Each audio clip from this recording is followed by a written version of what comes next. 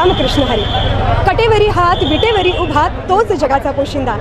आणि याच पंढरीत याच भाविकांसाठी सागर डेव्हलपर्स घेऊन आले आहेत भव्य ओपन प्लॉट प्रकल्प, ते सुद्धा दर्शन रांगेच्या अगदी जवळ. इथे पाठीमागे आहे दर्शन बारी.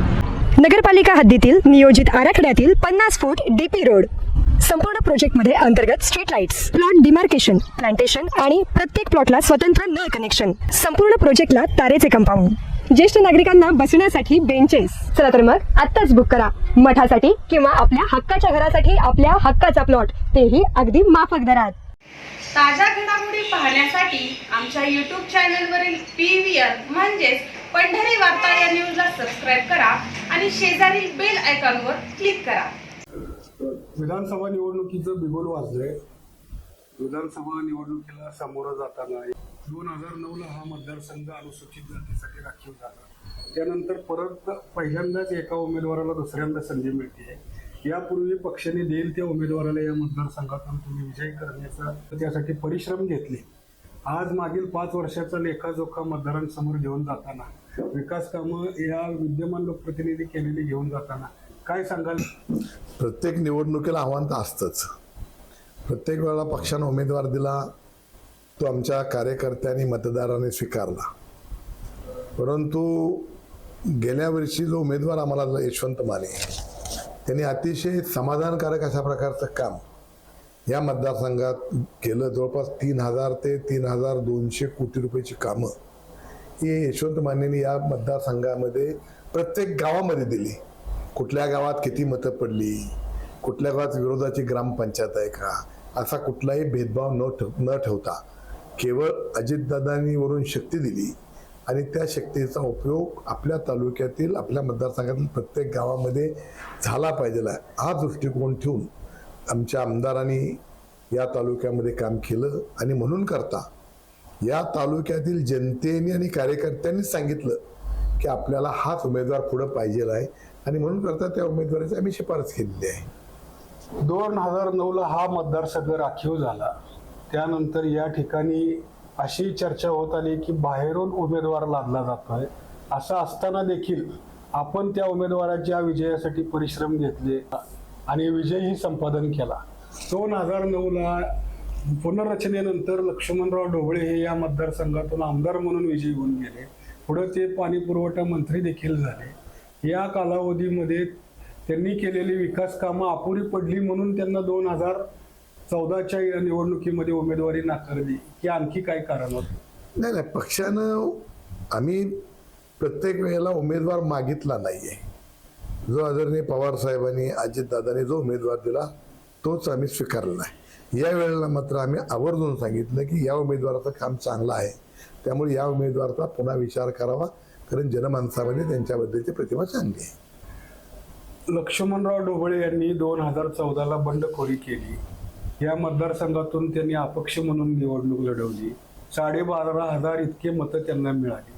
अर्थात लक्ष्मणराव ढोबळे यांना या मतदारसंघाने 5 वर्ष आमदार केलेला असताना, मंत्री केलेला असताना देखील जनतेने त्यांना फारसा प्रतिसाद दिला नाही. यामागचं कारण काय असं असतो? हा तालुका हा विचारावर चालणारा मतदार आहे.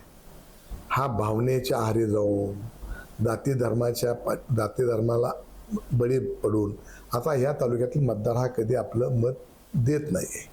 त्यामुळं जो काम करणार आहे या तालुक्यामध्ये आदरणीय पवार साहेब, आदरणीय अजितदादा यांचे विचार, या तालुक्यामध्ये कैलासवासी आमचे वडील बाबूराव पाटील, शहाजीराव पाटील, संभाजी महाराज यांनी विचाराची घालून दिलेली चौकट, यामुळे हा तालुका विचारावर चालतो. अशा प्रकारे कुठल्याही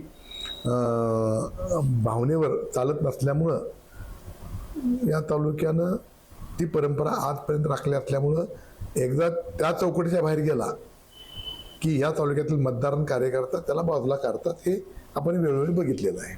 2014च्या निवडणुकीमध्ये पक्षाने रमेश कदम यांच्या रूपाने उमेदवार मूळ मतदारसंघासाठी दिला. त्या उमेदवाराच्या विजयासाठी देखील आपण तितकेच परिश्रम घेतले आणि त्यांच्या विजयानंतर थोड्याच कालावधीमध्ये त्या घोटाळ्याच्या आरोपाखाली महामंडळाच्या त्यांना आज जावं लागलं. त्यांच्यावर ते आरोप जे प्रकारचे होते ते खूप गंभीर प्रकारचे होते.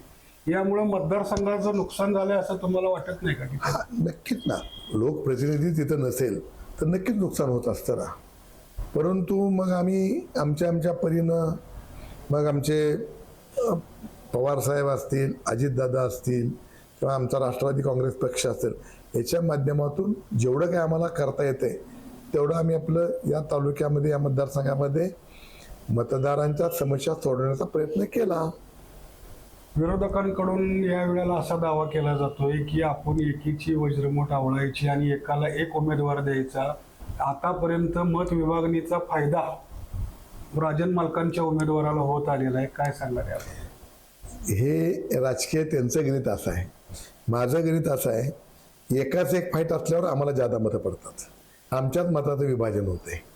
आता तुम्हाला मी सांगन, मी 3 वेळा आमदार झालो. 2 वेळेला तिरंगी फाईट लागली. मी साधारणपणे 20,000 मतांनी निवडून यायचो.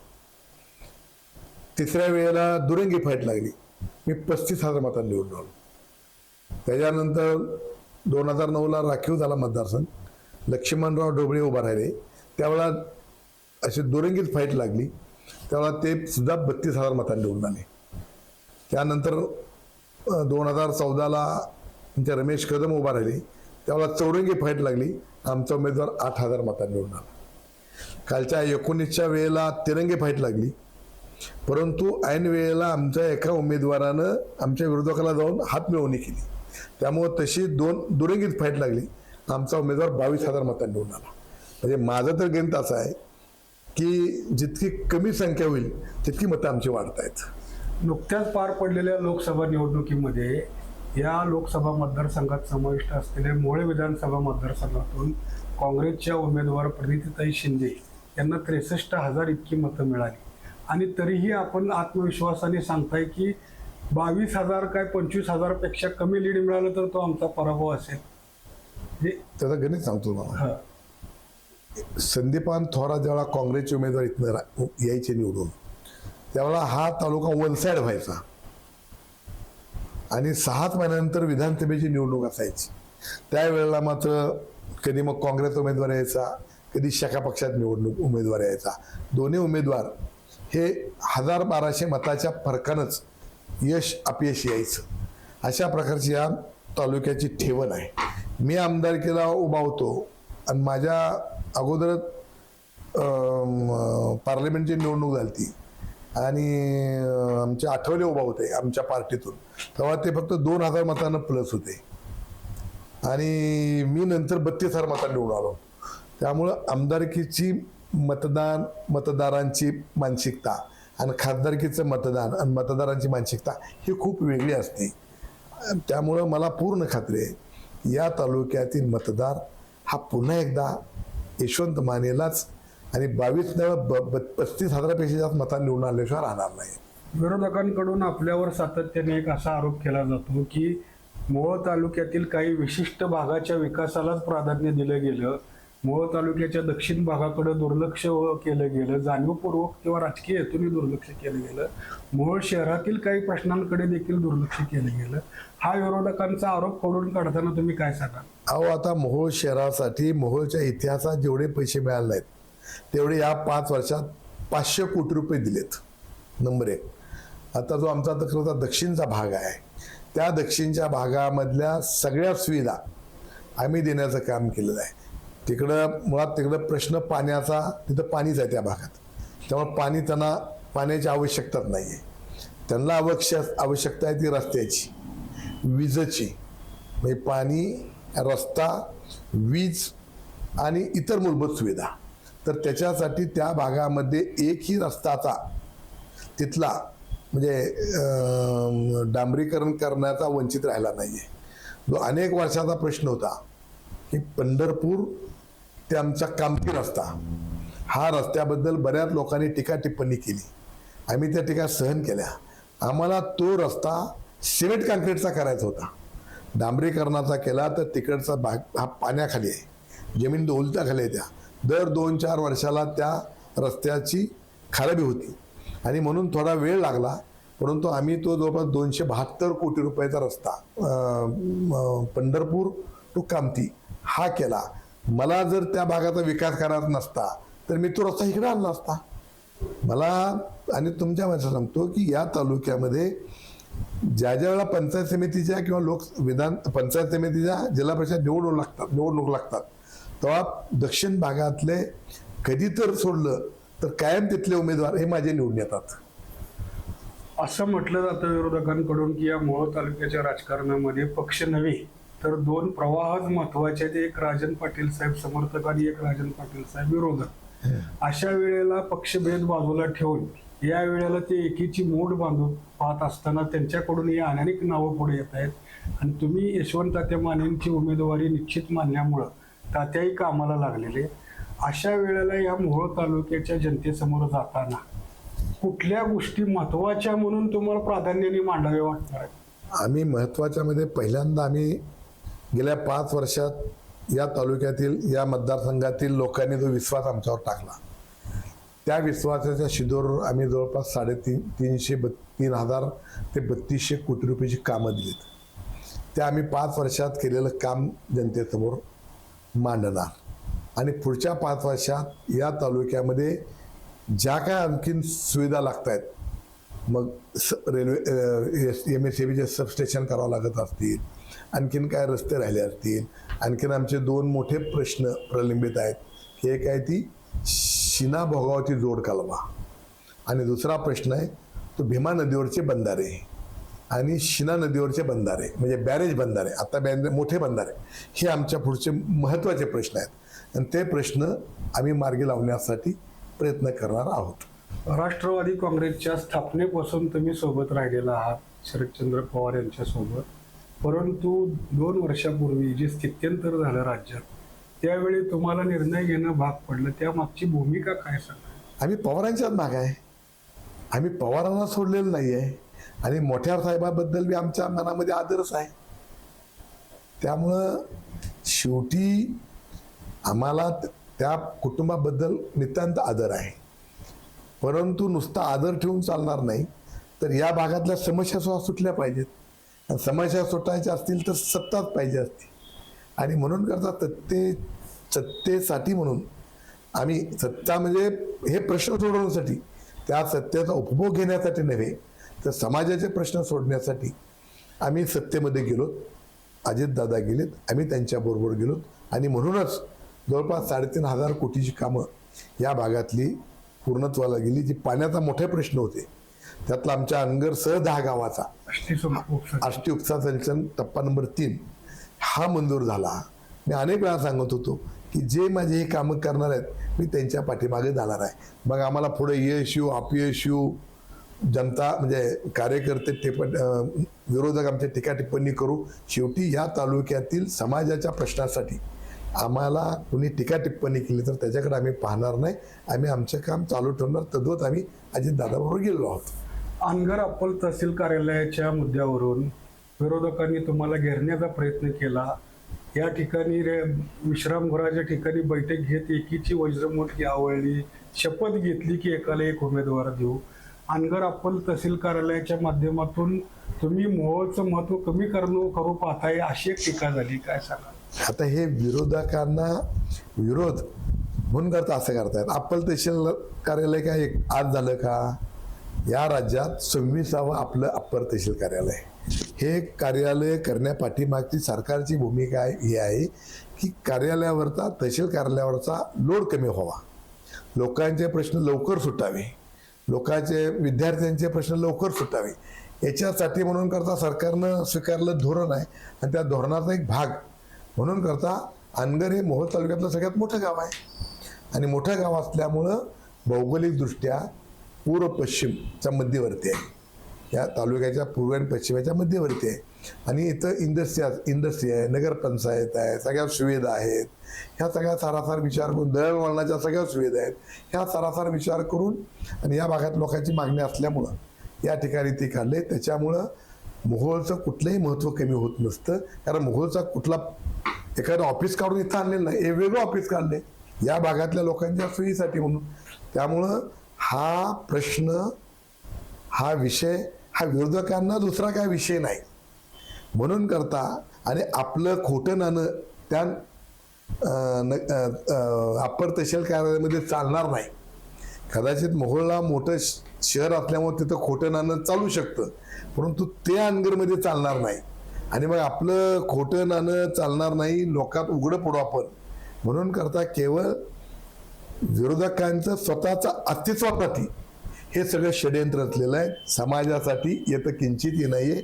आपल्या माहितीसाठी सांगेन की मोहोळ शहराची ग्रामपंचायत 95 ते 2000 माझ्या ताब्यात होती, म्हणजे आमच्या राष्ट्रवादी काँग्रेस पक्षात ताब्यात होती. 95 ते 2000 साधारणपणे 2000 म्हणजे 18 वर्ष विरोधकाच्या ताब्यात ग्रामपंचायत होती. आमच्या 5 वर्ष 95च्या आसपास आमच्या जी ताब्यात ग्रामपंचायत होती त्यावेळेला आम्ही त्या शहरामध्ये जवळपास आकडा कमी जास्त होऊ शकेल परंतु 100च्या आसपास गाळे बांधले, तिथल्या तरुणाच्या हाताला काम देण्याचं काम केलं. पण तिथून ते नगरपंचायत होईपर्यंत ग्रामपंचायत आमच्या विरोधकांच्या हातातून ते मी इथं तुमच्या मीडियासमोर सांगेल की एखादी मुत्यारसुद्धा बांधलेली मी तर पाहिली नाही त्या ग्रामपंचायतच्या माध्यमातून. नगरपंचायत आमच्या ताब्यात त्या मोहोळ शहरीवासियांनी दिली. तेव्हापासून आजपर्यंत जवळपास 500 कोटीचा निधी हा तिथं दिलेला आहे. मोहोळ शहरामध्ये पाण्याची प्रचंड टंचाई व्हायची, पाणी शहरात नसायचं, याही वर्षी नव्हतं. आणि म्हणून करता 2000 साधारणपणे 12-13ला या राज्याचे पाणी पुरवठा राज्यमंत्री सोपल साहेब झाले होते. त्यावेळी मी 18 करून सोपल साहेबाकडून उजनीच्या आष्टी तलावातून परमनंट पाण्याची योजना मंजूर केली होती. आणि तेवढ्यात सरकार गेलं आणि सरकारनं तो स्टे दिला. म्हणजे त्यानंतर शिवसेना BJPचं सरकार आलं होतं, उद्धव बाळासाहेब ठाकरेंच्या शिवसेनेचं सरकार आलं होतं, त्यांनी ती योजना रद्द केली. त्याच्यानंतर आत्ता यशवंत मानेंनी अजितदादांच्या माध्यमातून एक मोठी योजना त्या ठिकाणी पाण्याची 47-48 कोटीची योजना परमनंट पाण्याची आणली. म्हणजे मूलभूत सुविधा त्या मोहोळ शहराला देण्याचं काम आम्ही केलेलं आहे, आमच्या तिथल्या कार्यकर्त्यांनी केलेलं आहे. आता टँकर चालू होते, किती लोकांचे टँकर होते बघा. आमच्या नगरसेवकांनी वगैरे नगरसेवक नसताना सुद्धा एक सामाजिक बांधिलकी म्हणून होता. त्या शहरातल्या राष्ट्रवादीच्या नगरसेवकांनी बरेच दिवस तिथं पाण्यासाठी टँकर सुद्धा दिले होते. समाजाची सेवा करायची, शहरी म्हणजे मोहोळ आणि दुसरी गावं असा दुजाभाव या तालुक्यामध्ये कधीही आम्ही केलेला नाही, पुढच्या काळात आम्ही करणार नाही. आपली सहकार परिषदेच्या अध्यक्षपदी निवड झाली, त्यानंतर आपल्या पक्षातील काही लोकांनी अशा पद्धतीचा राजीनामा पाठवलाय म्हणून सांगितलं. मी माझ्या वडिलाचा वारसा म्हणून आणि आदरणीय राज्याचे आमच्या जिल्ह्याचे विजयदादा असतील, गणपतराव असतील किंवा पवार साहेब असतील, अजितदादा असतील किंवा आणखीन असे मातबर सोपल साहेब असतील, बबनदादा असतील, अनेक लोक आहेत. ह्या सगळ्यांच्या विचाराचा वारसा घेऊन पुढे जातोय मी. आणि मला सत्तेसाठी म्हणून करता मी काम करत नाही. आमच्या वडिलांचा या तालुक्यातला वारसा पुढे न्यायचा, त्यांचं काही अपुरे स्वप्न होते ते पूर्णत्वाला नेण्याचा प्रयत्न करायचा म्हणून करता मी या तालुक्यामध्ये काम करतो. मला सत्तेची मी तुमच्या मीडियासमोर सांगतो, मला प्रूफ करून द्यावं की मी कधीही म्हणजे आमदारकी गेल्यापासून की कालचं जे मला सहकार परिषदे अध्यक्षाचं पद मिळालं तिथपर्यंत कधीही मी स्वतःसाठी मागितलेलं नाहीये. हे सुद्धा पद मी मागितलेलं नाहीये, पक्षानं माझ्यावर जबाबदारी टाकायची म्हणून ते पद दिलेलं आहे, त्याबद्दल पक्षाचा आभारी. मोहोळ विधानसभा मतदारसंघात पंढरपूर तालुक्यातील 17 गावांचा देखील समावेश आहे. त्या ठिकाणी विठ्ठल परिवार आहे, पांडुरंग परिवार आहे, भीमा परिवार आहे. ह्या विठ्ठल परिवाराने नुकतीच बैठक घेतली. त्यांची अशी अपेक्षा आहे की आमच्या भागातील विकास कामांना प्राधान्यक्रम दिला जावा, चांगल्या पद्धतीने निधी उपलब्ध व्हावा. आमदार यशवंत मानेंनी त्यांना तशी ग्वाही दिलेली आहे. आपण काय आश्वस्त कराल?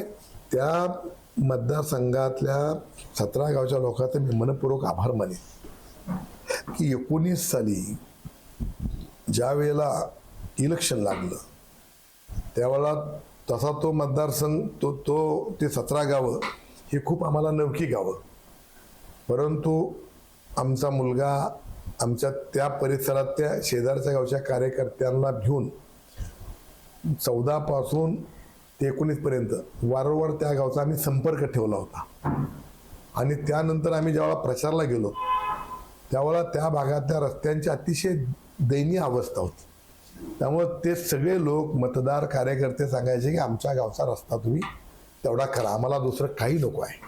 आणि आम्ही यशवंत मानेने आम्ही त्यावेळेला त्यांना आश्वासन दिलं की आम्ही तुमचे रस्ते पूर्ण करू. आणि तेवढ्या आश्वासनावर त्या लोकांनी आमच्यावर विश्वास ठेवून जवळपास 5,500 मताचा लीड दिला होता. आता तर त्या भागातले सगळेच रस्ते पूर्ण केलेत. तुम्ही फार तर त्या प्रत्येक गावामध्ये जाऊन त्या लोकांचं मत आजमावून घ्या रस्त्याच्या बाबतीमध्ये. तेव्हा पूर्णत्वाला रस्ते घेतल्यामुळं ते लोक अत्यंत समाधानी आहेत.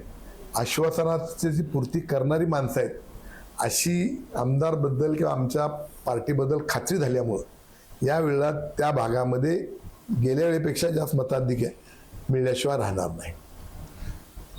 लोकसभेच्या निवडणुकीमध्ये जे चित्र दिसून आलं, 63,000 इतकं मताधिक्य प्रीती शिंदेंना मिळालं.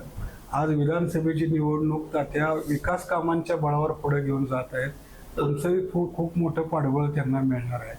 अशा वेळेला तुम्ही काय आवाहन कराल जनतेला? मी जनतेला एवढंच आवाहन करेन की आता पूर्वीसारख्या निवडणुका राहिलेल्या नाही आहेत. आता विचारांते आपल्याला निर्णय घ्यावा लागणार आहे. मागचा पुढचा लेखाजोखा बघून प्रत्येकाच्या घरामध्ये मुलं मुली सुशिक्षित आहेत. प्रत्येकाच्या घरामध्ये आता मीडिया पोचलेले, प्रिंट मीडिया पोचली, तुमची मीडिया पोचलेली. त्यामुळं तुम्ही शांत डोक्याने विचार करा. राजन पाटील काय बोलतोय, विरोधक काय बोलतोय याच्याकडे लक्ष न देता गेल्या 5 वर्षामध्ये कुणी काम केलं, भविष्यामध्ये कोण काम करू शकेल, धर्मनिरपेक्ष या तालुक्याची जी ठेवण आहे त्याची जपणूक कोण करल, आपल्या पुढची पिढी जी आहे, आपल्या शाळा कॉलेजमध्ये शिकत असणारी मुलं आहेत त्यांच्या पुढच्या पिढीचं भवितव्य कोण त्यांचं भवितव्य बघेल, ह्या सगळ्या गोष्टींचा विचार करून मतदारांनी या वेळेला मतदान करावं. अशाच प्रकारचे मी तुमच्या माध्यमातून या मतदारसंघातील तमाम माझ्या माता भगिनी, वडीलधारी माणसं, माझे तरुण सहकारी या सगळ्यांना